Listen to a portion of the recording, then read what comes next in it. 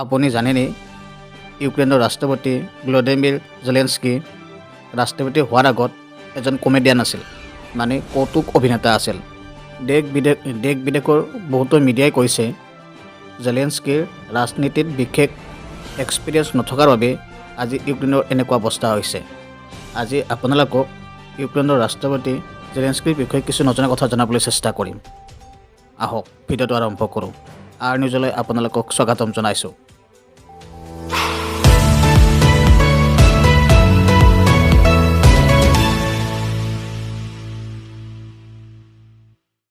ৰাছিয়াৰ ৰাষ্ট্ৰপতি Vladimir Putin আৰু ইউক্ৰেইনৰ ৰাষ্ট্ৰপতি ভলোদিমিৰ জেলেনস্কিৰ নামটো প্ৰায় একেই, ভ্লাদিমিৰ, কিন্তু নামৰ বাহিৰে তেওঁলোকৰ একোতে মিল নাই।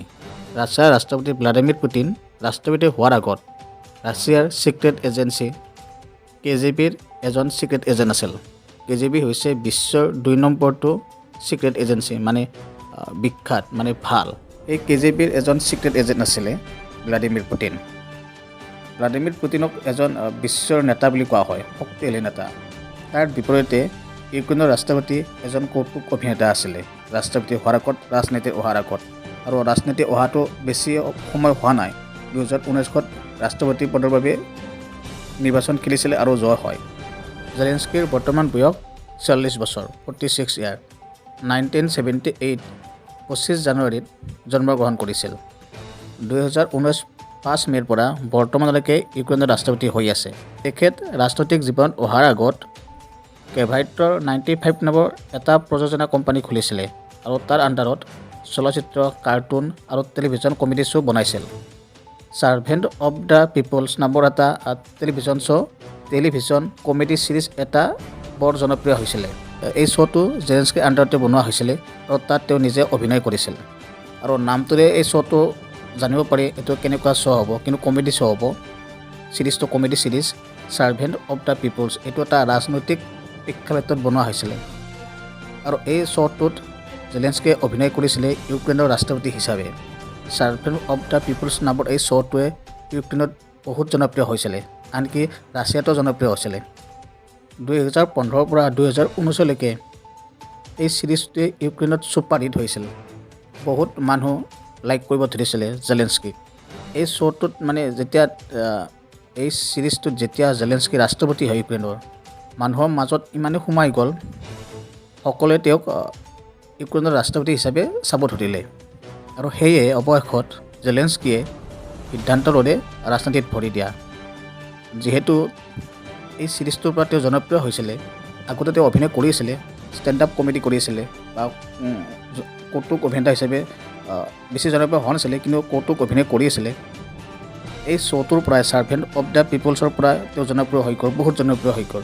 সেয়েহে যেতিয়া ৰাজনীতিত ভৰিব বিচাৰিলে, সকলোৱে তেওঁক ইউক্ৰেইনৰ ৰাষ্ট্ৰপতি হিচাপে চোৱা আৰম্ভ কৰি দিছিলে, যিহেতু তাত অভিনয় কৰিছে ৰাষ্ট্ৰপতি হিচাপে।